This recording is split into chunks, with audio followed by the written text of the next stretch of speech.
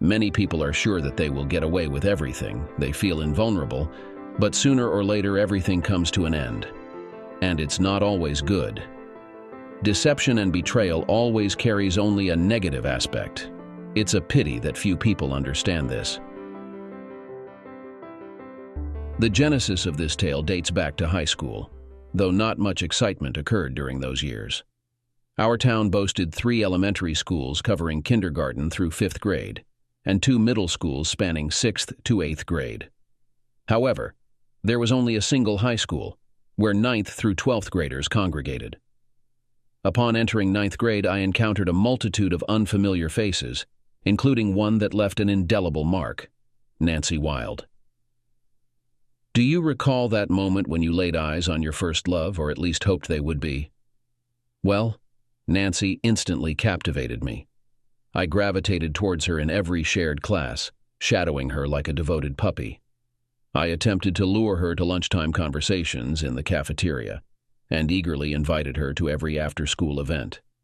In my infatuation, I made a spectacle of myself, much to the amusement of our classmates, Nancy included. However, around halfway through our 10th grade year, Nancy's perception of me shifted. I naively believed it was because she had finally recognized what I had sensed all along: our destined connection.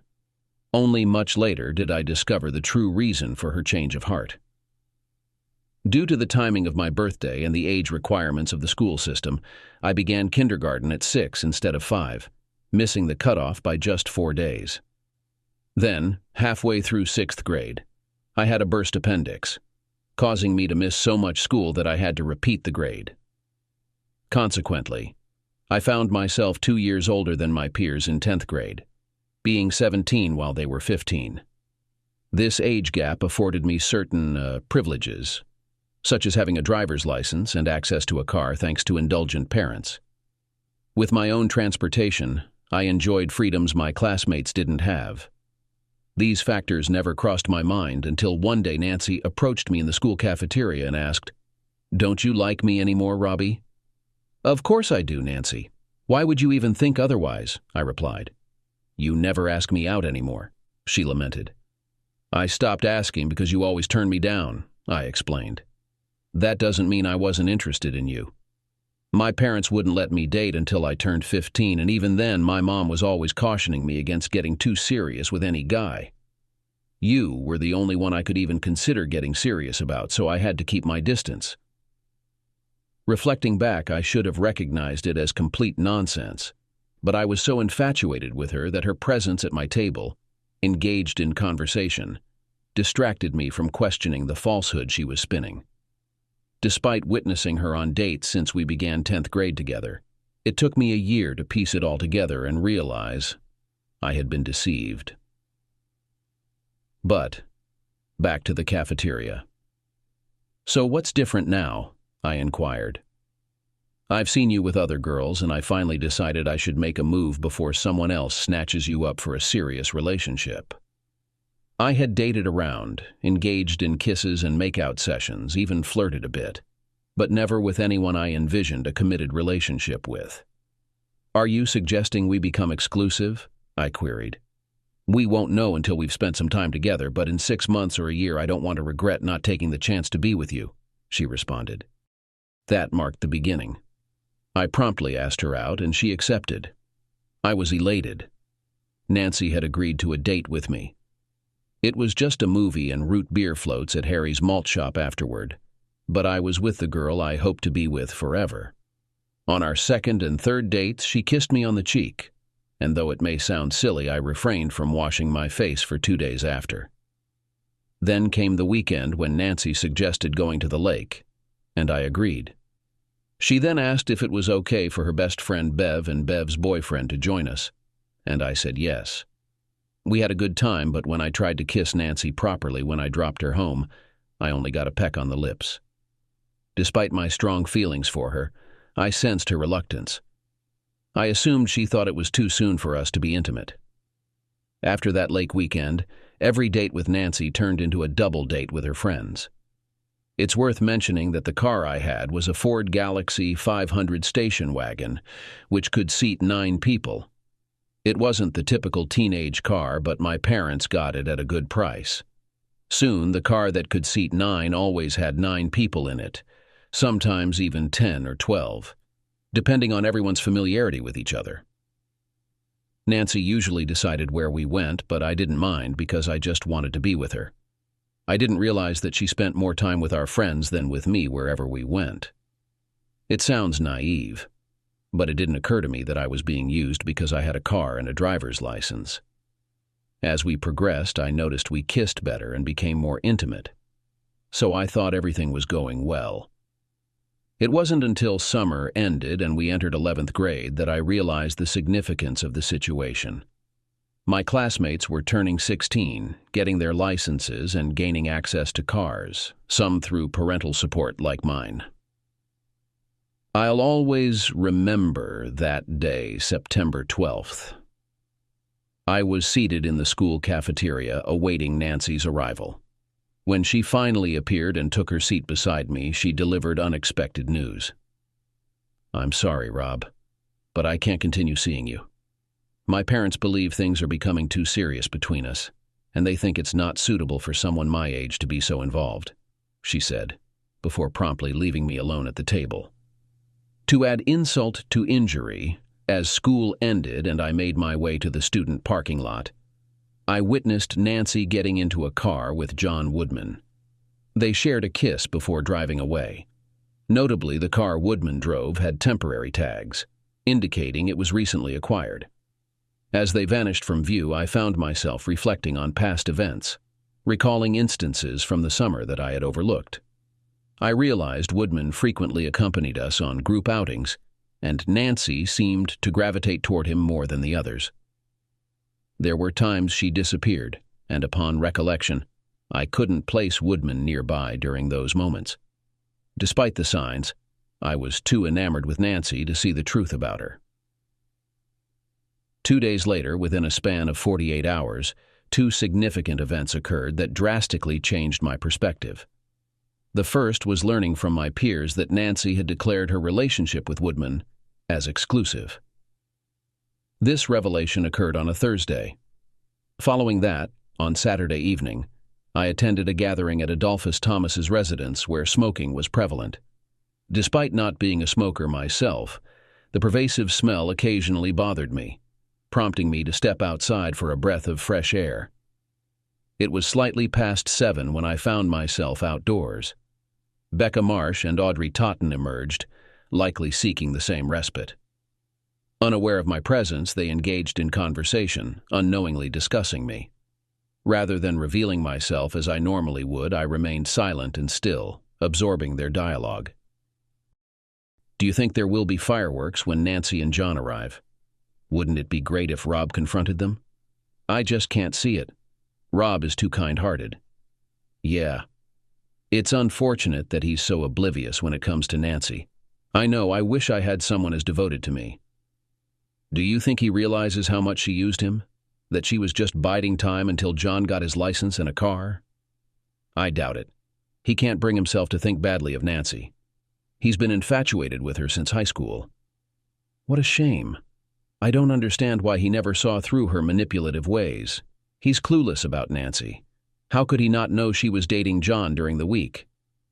"Apparently, she told him her parents prohibited her from dating during the week, and since Rob works part-time then, he never caught on. It's sad that he's so hung up on Nancy. I would have liked to go out with him, not just because he has a car." "I get what you mean, but he was so absorbed in Nancy that he didn't notice the rest of us." Listening to them, my feelings for Nancy faded. Stepping out of the shadows, I said, "You're right. I was clueless. But what I don't understand is why you, my supposed friends, never intervened." My sudden appearance surprised them, rendering them speechless. Turning away, I made my way back into the house. Just as my hand touched the doorknob, Audrey called out to me, "Wait! Rob!" I faced them again, as Audrey continued, "We never brought it up because we're your friends. We feared you were so under her influence that you wouldn't believe us, and you might have even ended our friendship. We hoped you'd realize without our intervention. Without a word, I returned inside, where I noticed Nancy and John had arrived. The tension in the room was palpable. Perhaps everyone anticipated my confrontation, but I approached Dolph instead and said, "Thanks for the invitation, Dolph. It was a great party. But I need to head out. See you at school on Monday." As I drove home, the weight of everything hit me, and I had to pull over to cry. It took me half an hour to gather myself enough to continue the journey home. Starting from Monday at school, I noticed that John and Nancy were actively avoiding me. Rather than dwelling on it, I focused on moving forward with my life. Looking around, I observed that many of my female classmates were single, so I decided to start dating. I experienced a small form of retribution with Nancy and Woodman. One Saturday in early October, a large group of us went to the lake to party until sunset. As the evening grew colder and people began to leave, I seized the opportunity to swim out to a float about 100 yards from shore. Lying on my back, gazing up at the stars, I knew I might not have another chance to do so until the following summer. When I returned to the beach, I discovered that everyone except Nancy and Woodman had left. Woodman's car was parked about 30 feet from mine, and as I approached my car, I saw both of them standing there, examining his flat right rear tire. I got into my car, started it up, but before I could drive away, Woodman approached me. I rolled down my window and he said, "I've encountered a problem, Rob. My tire's flat and I don't have a spare." Before he could continue, I replied, "That's unfortunate, John," and drove off, leaving them in the dark and 10 miles away from the nearest phone. Over the next 15 years, I attended college, secured a good job, but remained single. I went on many dates, had my fair share of romantic encounters, but never found a woman I wanted to commit to. Everything changed when the company I worked for was acquired by a larger corporation. Naturally, there was anxiety among employees, considering the typical outcomes of such acquisitions. A transition team arrived and changes began to take place. Fortunately, most of the changes were positive. As you probably know, every company has its share of ineffective employees who advance through sycophancy rather than merit. We had more than our fair share, but the transition team swiftly dealt with them. Surprisingly, my boss was among those let go, and to my astonishment, and that of many others, I was promoted to his position. After the reorganization and implementation of the new computer system, our new CEO and his team paid us a visit. The head of the transition team was guiding them around, and they approached me while I was in production, speaking with the shift supervisor. I was introduced to Mr. Coleman, 2 vice presidents, and his personal assistant, Mrs. James. Mrs. James was stunning, and instantly I felt a twinge of resentment towards Mr. James despite never having met him. The woman was captivating, and I begrudged the fact that he had her, and I didn't. As the group moved on, I found it difficult to look away from her. The shift supervisor, Mike Ebers, nudged me, snapping me out of my trance. "Hey, Rob, you there?" I turned to him, grinned, and remarked, "She really commands attention, doesn't she?" before returning to my tasks. Later, as I was in my office working on reports, Mrs. James unexpectedly entered. Without preamble, she took a seat across from me and said, "I just came from HR, and according to your file, you're not married. Do you have a partner?" "Pardon me?" I replied, taken aback. "It's a simple question. Are you single? Or do you have a fiancé or girlfriend?" I decided to test her courage by answering, "I do have a few casual encounters, but nothing serious." "Good.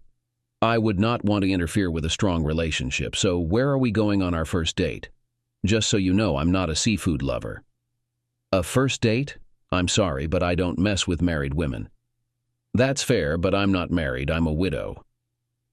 "I'm sorry to hear that." "No need. I'm not like that. My late husband, Herbert, was killed in a car accident. The accident happened because of the woman he cheated on me with while driving." Looking at her reminded me of the initial thoughts I had when we first met, prompting me to take a chance. "I actually don't have any plans tonight if you're available." Interestingly, I happen to be free tonight." She reached into her purse, retrieved a piece of paper, and handed it to me. Glancing at it, I realized it was directions to her place. I looked back at her in surprise and asked, "Were you that confident in me?" "I noticed the way you looked at me, and after reviewing your file, I thought it was worth a shot. What time?" "6:30, and dress casually. Jeans or slacks will do. See you then." "Oh, by the way, I'm Judith, but I prefer Judy," she said before leaving. As she made her way to the door, I couldn't help but notice the graceful sway of her impressive figure. I found myself pondering why Hebert, may he rest in peace, would stray from something so captivating. Not to sound naive, I've had my fair share of experiences, and it's possible that Hebert was simply unable to resist his urges, but there might have been something about Judy James that drove him to it. Regardless, I was captivated by Mrs. James's appearance and intrigued by her assertive demeanor, and I was eager to see where things might lead. When I arrived to pick up Judy at 6, I was struck by the elegance of her home and neighborhood. It seemed clear that both Herb and Judy were well compensated for their work. Judy exuded sensuality in her jeans and revealing top. The top was tied just below her chest, drawing attention to her flat stomach adorned with a navel piercing. She welcomed me barefoot and led me into the living room, gesturing toward the couch where I took a seat. She remarked, "I was waiting for you to arrive before deciding which one of these to wear." She delved into a bag resting on an end table and retrieved a tennis shoe and a strappy high heel. Honestly, the tennis shoe would have been more practical for what I had planned, but high heels have always been a weakness of mine, so I smiled and remarked, "The heel." She chuckled and replied, "I had a feeling that's what you'd choose." Sitting down, she slipped on the heels, stood up, and gracefully turned in front of me. "Would these do for a public appearance?" she inquired. "More than enough." "Actually, if we were more acquainted, we might not even make it out of the house," I quipped. She laughed, flashing me a radiant smile. "Perfect. That's exactly the look I was aiming for." I decided to take her to Bud's bar. In my opinion, Bud's served the best half-pound ground round in the state, and my evening plans were straightforward. Grab a bite to eat and enjoy a few drinks while chatting in a booth to get to know each other better. However, that plan was swiftly abandoned upon entering Bud's front door. "Oh, fantastic," Judy exclaimed. "They have pool tables." We did grab some ground rounds and a few drinks, but we didn't spend much time actually sitting and chatting in the booth. I always considered myself a decent player at the pool table, but Judy could easily compete with a professional hustler. She was in the process of beating me for the third time when a couple of my friends and their wives arrived. We ended up combining 2 tables and playing doubles on the pool table. Eventually, we stopped playing and sat down to have drinks and chat. Although I could tell that Ben, Jerry, Clara, and Brenda were curious and itching to ask questions, our conversation remained fairly general until Judy excused herself to the restroom. Then, in a strange ritual that us men will never quite comprehend, Clara and Brenda also got up to accompany her. I've never quite grasped it. Guys don't typically go to the bathroom together. As soon as the girls were no longer visible, Ben remarked, "Geez, Rob, where did you find her?" Jerry chimed in, "I've seen you in the gym locker room and I have a rough idea of your income, so it can't be those. How on earth did you manage to land someone like her?" To be completely honest, I'm not sure. I was in my office one day doing my own thing, and she walked in, sat across from me, and said, "I want you." I took one look at her and decided to give her what she wanted. "Yeah, right," scoffed Ben. Jerry added, "I'm not drunk enough to buy that story. She's just a colleague, and it was our first date." Calling her just another woman is like calling the Hope Diamond just another stone. If you let her slip away, I'll ditch Clara and pursue her myself. I knew Ben was exaggerating because Clara had him wrapped around her finger, but their conversation did raise a question that had been on my mind since Judy appeared in my office. I've never pretended to be someone I'm not, I'm just an ordinary guy. In every aspect, I'm average. In short, I'm nothing special, whereas Judy is definitely exceptional. So the question remains, why me? Why was she pursuing me? Honestly, it didn't make any sense to me. The girls returned to the table and Clara apologized. Sorry for the delay, but it took a while to finalize our plans. What plans? Ben inquired. Well, actually, there are several. Firstly, we're hosting a barbecue this Sunday to introduce Judy to all our friends. Then, there are a couple of parties planned, but the exact timing is still uncertain. I glanced between Judy and Clara, then back to Judy, who flashed me the same radiant smile as earlier. It seemed I was now roped into a barbecue, and if I wanted to keep seeing that smile, I'd better play along. I also noticed curious looks from Clara and Brenda, expressions I couldn't quite decipher.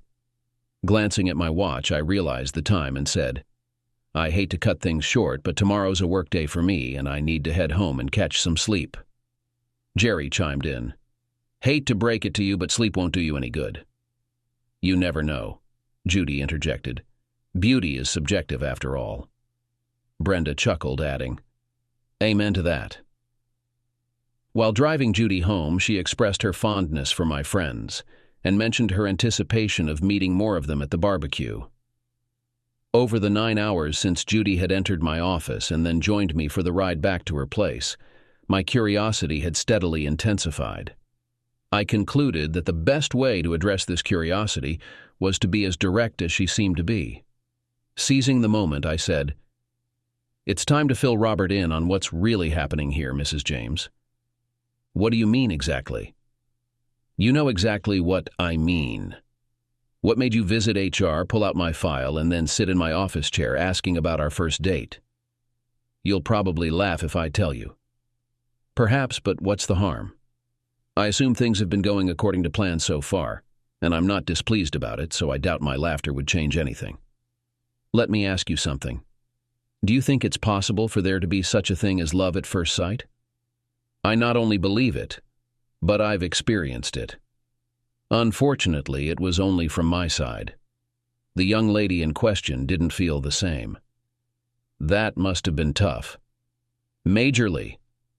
So, are you telling me that you were attracted to me from the moment you laid eyes on me?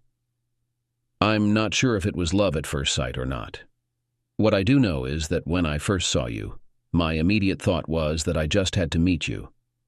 I've never felt that way about any other man, not even with my late, unlamented husband when we first met.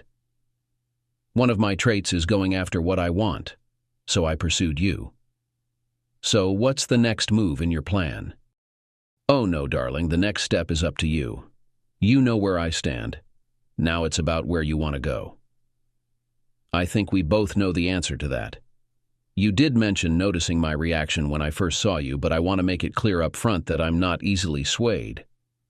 You're going to have to put in the effort. Isn't that supposed to be my line? Maybe 20 years ago, but this is a new era. Men and women are meant to be on equal footing now. I can see that I've got my work cut out for me if I want to win you over. It won't be easy, sweetheart. Any relationship I enter into will be an equal partnership. All right, progressive man. What's next? Where would you like to go and what would you like to do tomorrow evening? Up to you. No, it's not. We need to get to know each other better, learn each other's preferences. Tonight was my choice, so tomorrow is yours. I'll plan something for Saturday, and you've already arranged Sunday. After that, we'll figure it out. After seeing her home, I walked her to the door and thanked her for a pleasant evening. Suddenly, she hugged me and kissed me on the lips, taking me by surprise. We kissed for about 5 minutes before pulling away.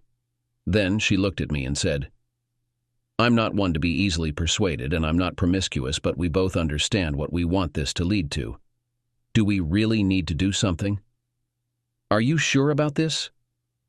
Absolutely. Why should it matter? I've been lusting after her since the moment I saw her, so why not keep it up? It can either succeed or fail, and if it doesn't, then at least I'll try. Lead the way. She took my hand, and led me into the house, right into the bedroom. It was a pleasant intimacy.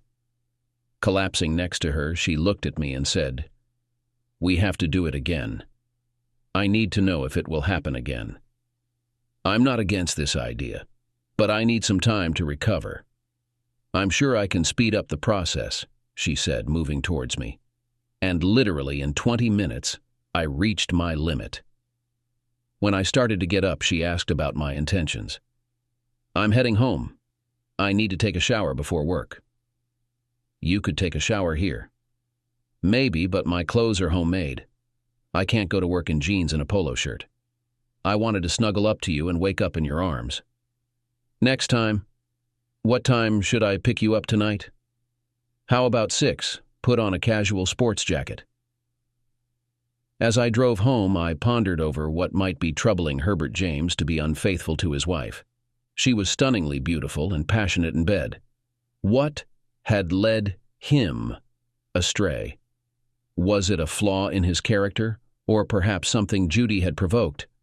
I fervently hoped that the issue lay with Herbie's inability to remain faithful, as I found myself already captivated by Judy. The following day at work was incredibly hectic, and Judy didn't cross my mind until late afternoon. At 3 o'clock, my secretary alerted me that a Mrs. James was on the line and inquired whether she should connect the call. Since Iris, my secretary, hadn't been present during Mr. Coleman's visit, she was unaware of who Mrs. James was. "I believe you should if you value your position. Mrs. James happens to be Mr. Coleman's personal assistant. You do know who Mr. Coleman is, don't you?" "Understood, boss." Patching her through on line 3. I answered the phone and said, "I hope this isn't a cancellation call." "Of course not. But I need to adjust the time. I'll be stuck in a meeting until 5:45. Can you pick me up at 7? "See you at 7. Kisses, lover." Kisses and lover? I quite liked the sound of that. I fetched her at 7 and inquired, "Where to?" "Downtown, Talbot and 6th. I drove downtown and asked, "How was your meeting?" "It was productive." "I'm curious, what exactly does a personal assistant do?" "To be honest, I'm basically a glorified secretary. I just don't spend all day behind a desk. I accompany the boss everywhere, taking notes on conversations, observations, and managing his schedule. That's it. I'm essentially his shadow." "I have a feeling you're downplaying it a bit, but it sounds significant nonetheless." Next question. "Where are we headed?" "We're going to Talbot and 6th to enjoy some chilled wine and people watching." That doesn't give me much to go on. You were the one who suggested we get to know each other better. I just want to see your reaction when we arrive. When we arrived at the intersection of Talbot and 6th, she indicated where to park, and then led me into Ashland's art gallery. Upon entering, she said, "I know a girl from the gym where I work out who is an artist, and she's hosting an exhibition here this weekend. I wanted to come and show some support." Before I could respond, a striking redhead entered the room, spotted me, exclaimed, "Rob," and hurried over to me, giving me a hug and a kiss on the cheek. I returned the hug and said, "How are you, Mel?" "I had no idea you were coming." "Me neither, until my date dragged me in here." Clearly caught up in greeting me, she hadn't noticed my companion. She glanced towards Judy, her eyes widening. "Judy." She looked between Judy and me, then back at Judy. "You know Rob? I'm trying to get to know him. I suppose you know him." "Mel and I went to school together," I explained. "I assume Mel is the artist you came to see?" "That's right." Mel interjected, "I'll catch up with you two later, but for now, I need to mingle." And she walked over to greet a couple who had just arrived. "You went to school together?" "Not exactly. We attended the same college at the same time, but we didn't have any classes together." "Then how did you meet?" "I needed money, and there was a notice on the bulletin board that the art department needed a couple of male models, so I signed up. That's where I met Mel." Is this a past romance I should be concerned about? Not at all. She's just a friend, I replied truthfully, conveniently omitting the with benefits part after friend. Last I heard, she was engaged to be married. That's also accurate. Our casual relationship ended when Mel informed me she found someone she wanted a serious relationship with. Judy and I wandered around, examining the artwork displayed on the walls and easels. Suddenly, Judy halted and pointed at a painting, exclaiming, "That's you." I gazed at it, recognizing myself in the artwork. The painting was titled Nude at Rest, and was essentially a reinterpretation of Amedeo Modigliani's renowned Reclining Nude, but with a male subject instead of a female. "She's seen you naked?" Judy asked. "Along with 17 other art students," I replied. "I'm jealous," Judy joked. Just then, Mel approached us and remarked, "Do you like my favorite model?"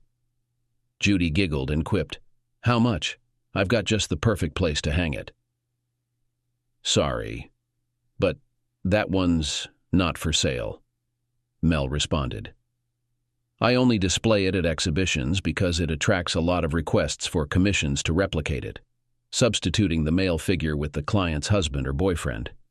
It's quite a lucrative piece." A certain woman arrived and took Mel away. As they left, Judy glanced at me and remarked, "I have a feeling she won't sell it, maybe due to a personal connection or the subject matter. What do you think?" I replied, "It's all in the past for me." And it truly was. Mel and I had a passionate fling for a few years, but we eventually realized that our compatibility was limited to the bedroom. We settled into a friends with benefits arrangement, knowing it wouldn't lead anywhere. After the gallery, we dined at Duke's Steakhouse, then headed to the pit for drinks and dancing, since neither of us had work the next day. When I dropped her off at her door, she turned to me after unlocking it, embraced me, and kissed me. Pulling back, she asked, "Up for a repeat of last night?"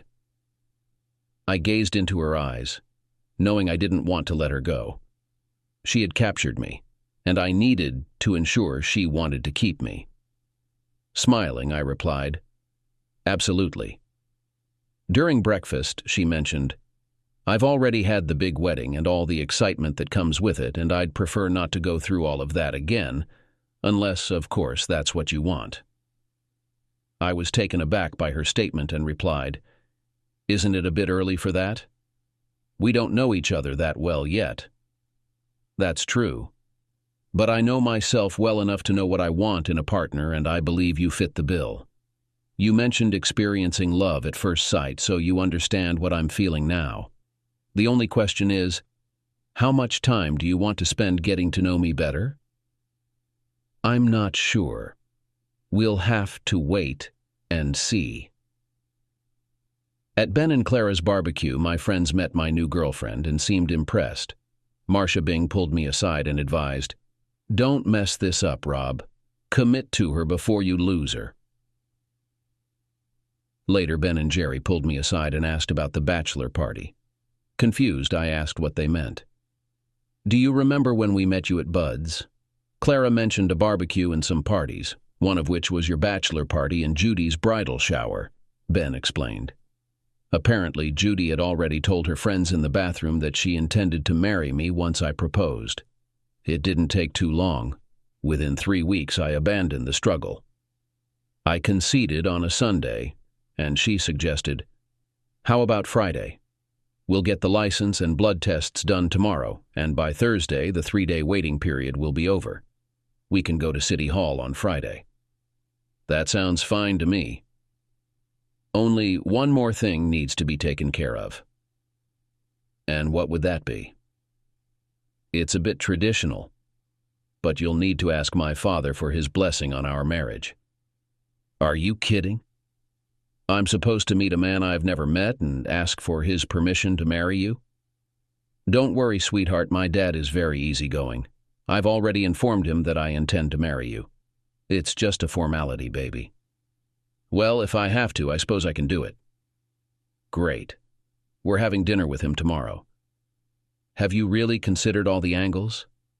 What if your father takes one look at me and doesn't approve?" What if he dislikes me enough to persuade you to end things? Never going to happen, darling. I've got you, and I'm not letting go. You're my man, now and forever. On Monday, Judy and I met up at the city-county building to apply for our license. Afterwards, we went to the clinic for blood tests, then swung by my place to drop off her car. On our way to Mario's restaurant, I confessed my nerves about meeting her dad. I'm not exactly anxious about meeting him, but what if he doesn't approve? What if he says no? If he does, it won't change our plans. As I've told you before, this is just a formality. My dad knows me well enough to understand that I'm committed to being your wife. Even if he doesn't immediately warm up to you, he'll come around because he knows he'll lose me otherwise. I've already made it clear to him that I'm dedicated to you for life. It's a done deal in my book. We arrived at the restaurant and snagged a table toward the back.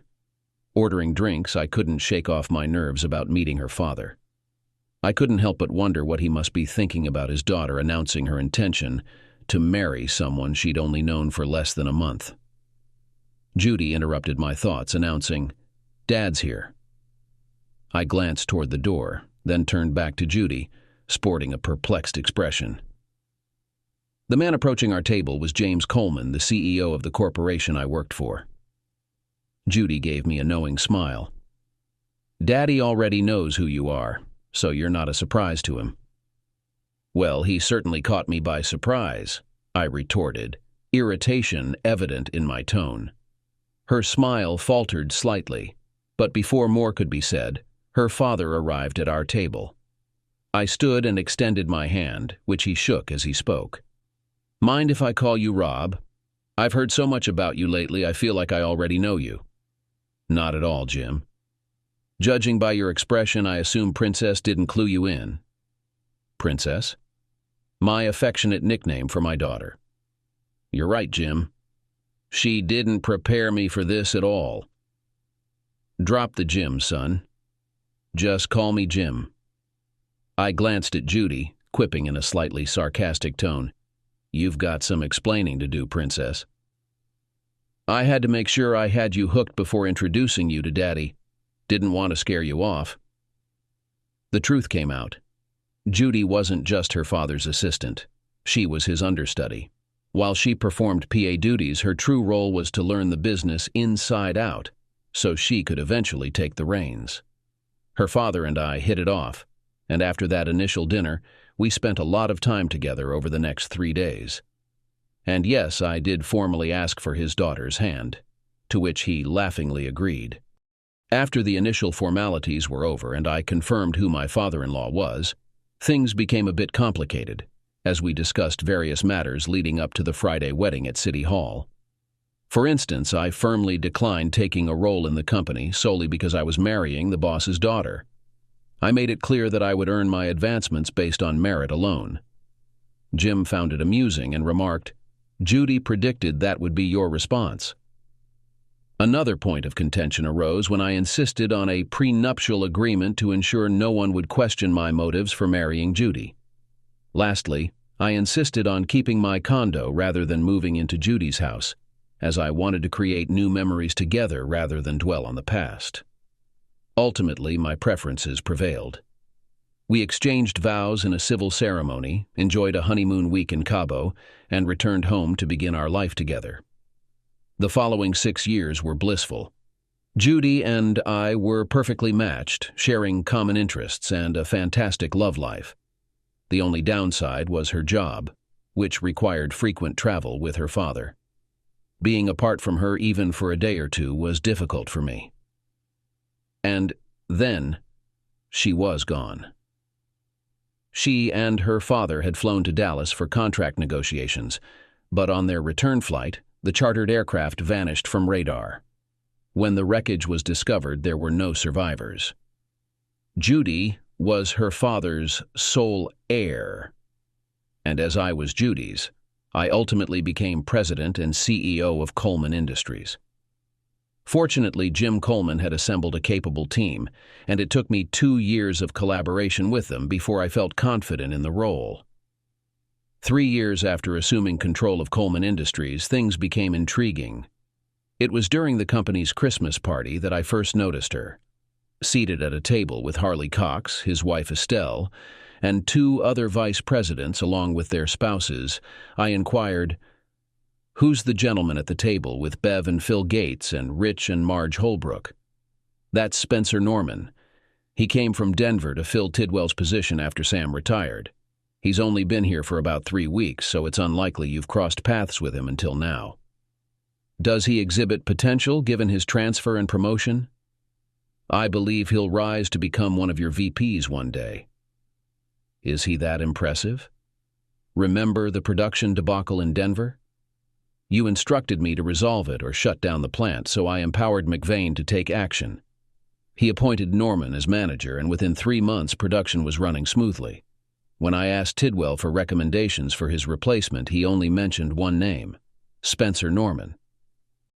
Following the meal and the customary speeches as the band prepared to play, I mingled and engaged in conversation. Pausing at Bev and Phil's table, I extended holiday wishes before addressing Norman. "I don't think we've been introduced yet."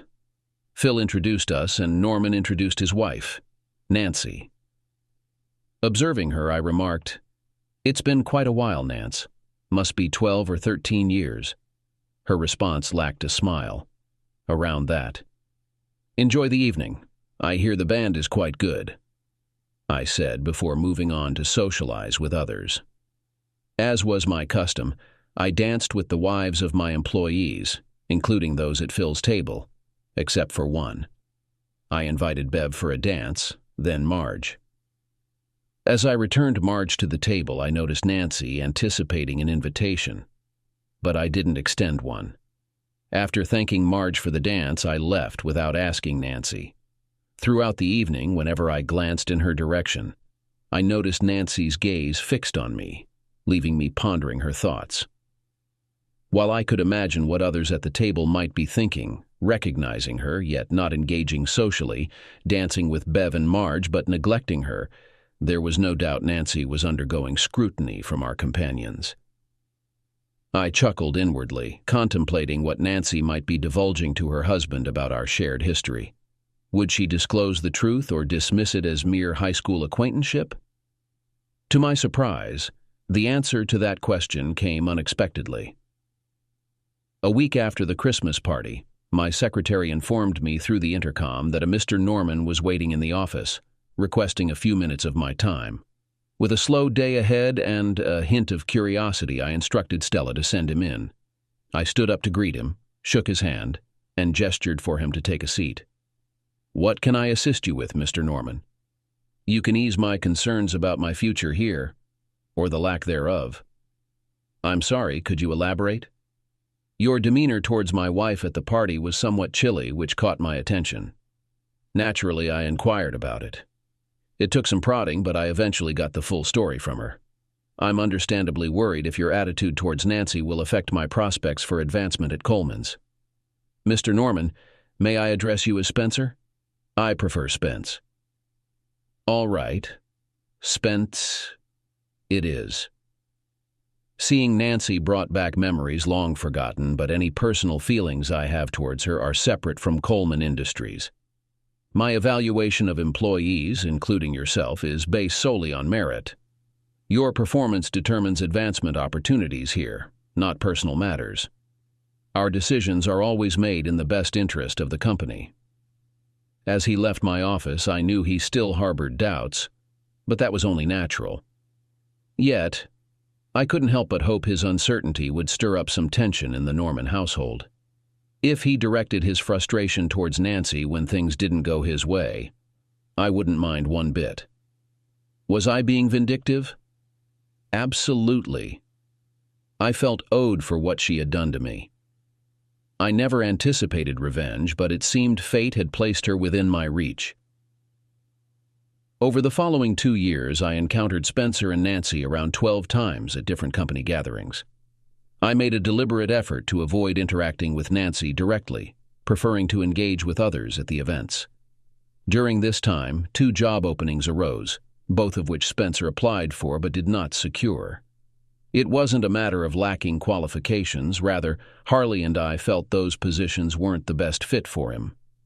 It was Harley who suggested Spencer as the perfect candidate for Axel Martin's impending vacancy, emphasizing the impracticality of promoting him only to replace him upon Axel's retirement. We never conveyed this to Spencer, though I suspect he believed his marital history with me influenced his job prospects. I couldn't help but smirk at the thought of how he might have treated Nancy when passed over for promotion. Nevertheless, Spencer received raises and bonuses, which likely deterred him from seeking opportunities elsewhere. A month after his latest unsuccessful application, we had our company picnic. Spencer and Nancy attended, and I continued my pattern of avoiding direct interaction with Nancy. About 2 hours into the event, I needed to use the restroom. Upon exiting, I found Nancy waiting for me, ready to address matters head-on. "Why are you blaming my husband for what I did? He didn't wrong you in any way to deserve your actions against him." Although it wasn't true, I couldn't resist retorting, "How else can I seek retribution for what you did to me back in high school?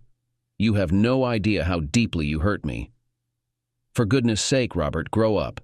That was years ago, and we were both foolish teenagers. Haven't you ever made a mistake back then?" "I'm sure I have.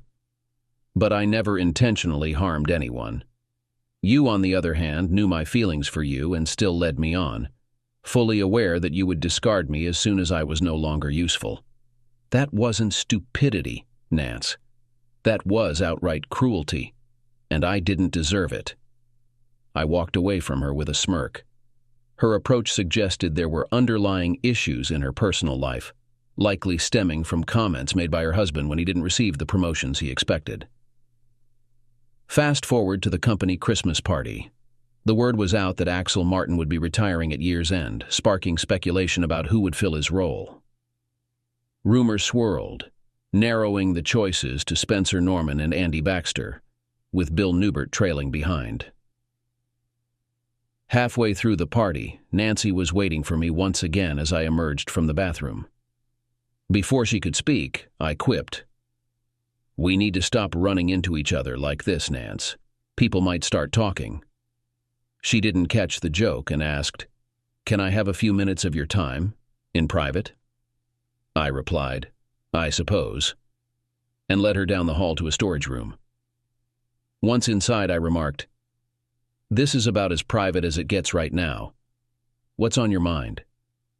"What can I do to convince you that my husband should get Axel's position?" she inquired. I grinned and replied, "How far are you willing to go?"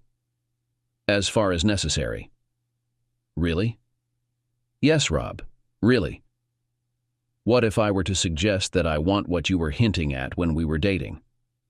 "That's exactly what I was hoping you'd say, and I'm ready to do it." I didn't bother questioning her motives. I simply assumed that she was worried about her husband's reaction if she got the opportunity and he didn't. Alternatively, maybe she loved him enough to make the sacrifice. I didn't understand why she was offering. I just saw it as a stroke of luck. It was a Friday night, so I said, "Take the weekend to think it over and decide if you're truly committed. Call me on Monday and let me know."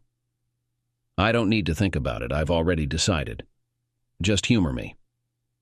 I gave her my cell phone number, and we returned to the party. Over the weekend, I wondered if she would actually call on Monday to confirm her decision. I doubted it. But that doubt vanished when she called at 9 on Monday morning. "I honestly didn't expect you to call. I told you my mind's made up. How do you want to proceed?" "I can take time off from work whenever I need to, and I assume as the boss you can too. I'm not interested in a quick encounter. I want to savor the experience." "That's fine with me." "Do you have a cell?" "I do." "Give me the number. I'll arrange everything and call you back." She shared her number with me, and after she hung up, I dialed the downtown Hilton and reserved room 502 for noon the following day. Then I called Nancy back and passed along the details. "They're expecting you, so just grab the key from the front desk and head up to the room." I seriously doubted whether Nancy remembered or even knew that 502 was the numeric part of the license plate on my old Ford.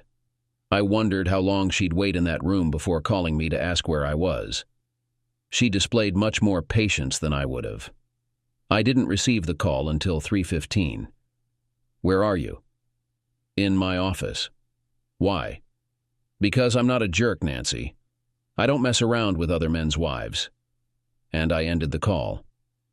The decision to promote Spencer into Axel's position had been made months ago, and he would be informed before leaving the office that afternoon. He could relish telling Nancy when he got home. As I hung up the phone, I knew I'd spend many nights lying on my bed, staring up at the ceiling, wondering what it would have been like to have the girl who had once owned me during my younger years. But I'd get over it.